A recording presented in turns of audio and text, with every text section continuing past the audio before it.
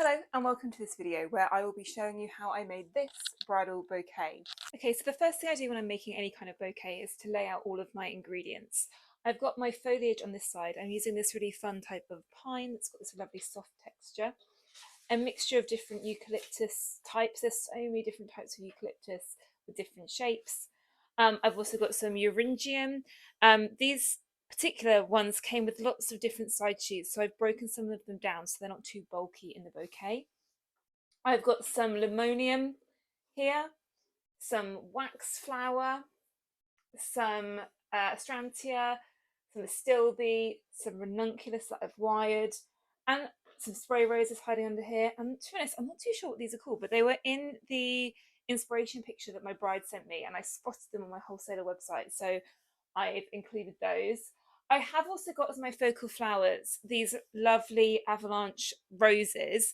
I'm actually going to save these until the end so that I can place them. You can do that with stems that have a very solid stem like a rose. I wouldn't do that with something like a ranunculus where forcing the stem through the bouquet might snap it. So as with any kind of bouquet, I do the same with gifting, for example. We are going to use the spiral structure. So what that means is you're inserting your stems, as it sounds, in a spiral to help them kind of push against each other and hold their shape. So I'm going to start mainly with foliage, with greenery, and begin to build in some of the flowers as I go. To start your spiral structure, you're going to start with a cross, okay, and you're going to use your hand to hold your foliage and your flowers. So you're starting with a cross, one on top of the other there, and you're going to feed in always in the same direction. So for me, I'm going to feed everything in front and in this angle, okay? I am going to, as I go, turn my bouquet and keep feeding in that same direction to make sure you end up with a lovely even bouquet. So I'm going to do kind of one turn, as it were, with lots and lots of foliage.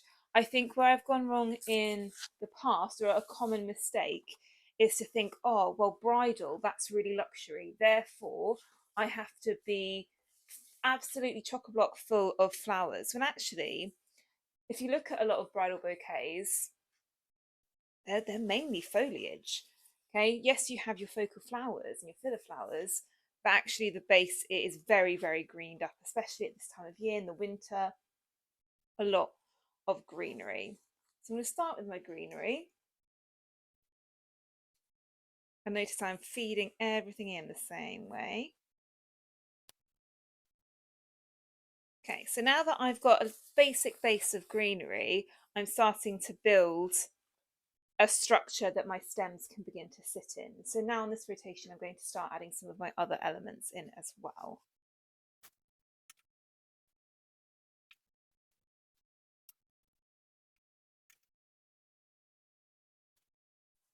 Don't forget to continue adding greenery as well.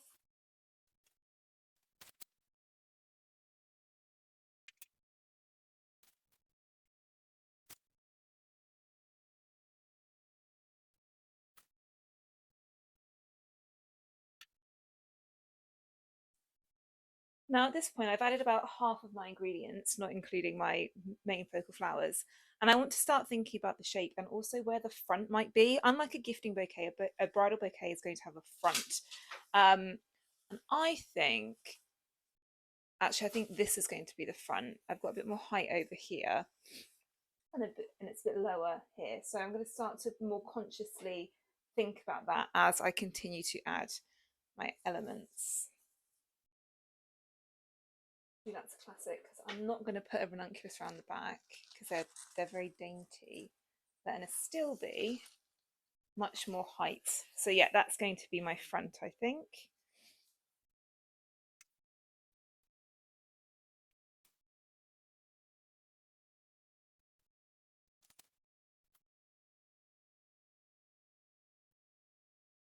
So I'm slowing down a lot more now because I'm thinking much more deliberately. The first probably third of your stems that you're adding basically to build a base, to build some bulk, and then you can start to refine Okay, so I'm now at a point where I've added most of my ingredients. The only thing I've not added is my actual focal flowers, which are these lovely avalanche white roses. And the reason I've saved them to last is so that I can see the kind of shape of the bouquet before I start to add them in. Now, with stems that are fairly strong and you're confident they're not going to snap, you can just twiddle them in. So you pick where you want them to go and you kind of just spin them in. And this just gives you a bit more precision with placing those larger focal flowers. Now, I wouldn't do that with something like a ranunculus or something with a hollow stem because it is likely to snap. But something with a woody stem, like a rose, is absolutely fine. So this is going to just take that balance of the white to the green, change it slightly to favour the white. And be mindful of the other stems nearby. You wouldn't want to feed a rose in like this next to one of those fragile stems as well, just in case you snap it. Carnations can be quite fragile as well. And I'm picking the most gorgeous roses. Starting with the bride's bouquet means that you can prioritise the best stems from your pack.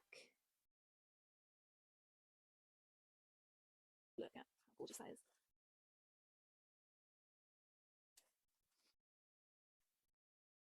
Now, bridal bouquets definitely do have a front, more formal ones that are very, very rounded, not so much, but I like to, that is quite clearly the back and that is quite clearly the front.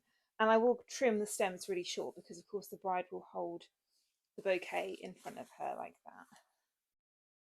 that. Okay, the next thing we're going to do is we're going to put what we call the handle onto our bouquets. So that is the bit that makes it look all nice, hides the twine, and just gives it that finishing touch. So I'm going to leave the twine on that I've used to tie it off, but I'm going to cut off the extra dangly bits here. And what you need to do is you need to use waterproof tape, floristry tape, and you need to tightly wrap around and down the bouquet. I will trim these stems again probably, so you need to cover from slightly above where your twine is, just to make sure you are covering it, and really wrap it tight. Don't want to get any leaves or anything in there.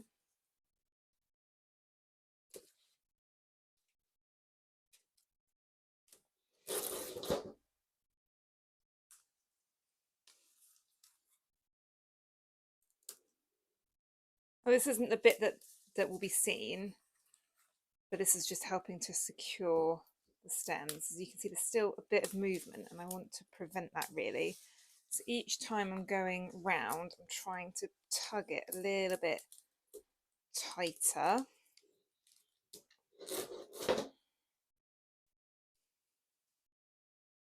And I'm going down the stems,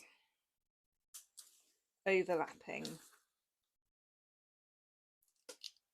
Okay, and once you think that that's nice and secure, just cut that off.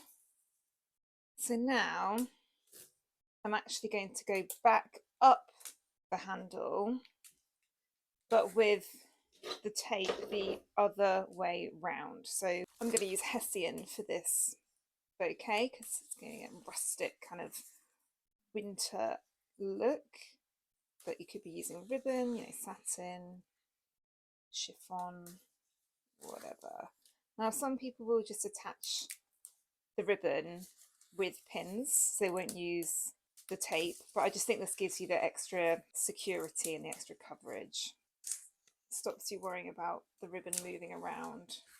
I'm now going to use Hessian and I'm literally going to wrap it around, sticking it to the tape, keeping the kind of tattier end, I suppose, the end that's been cut at the back of the bouquet, only moving it down slightly so that you're always overlapping.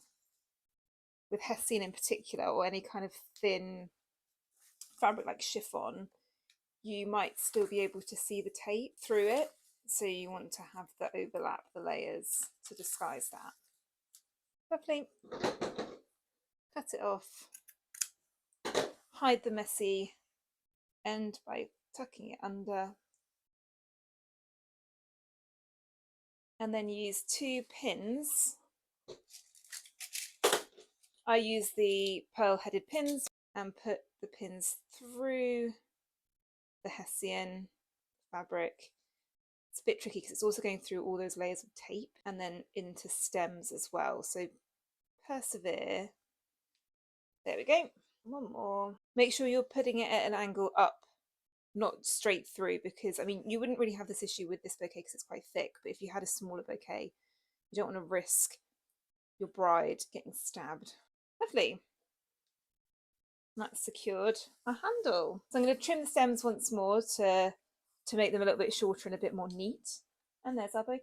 So that's how I made this bouquet. Now all that's left for me to do is to package it up in a nice presentation box and take it to the bride. Thank you for watching. I hope you found this useful. Feel free to ask me any questions in the comments or make suggestions of any other videos that you might like me to make. And of course, subscribe and follow along on my journey. Bye.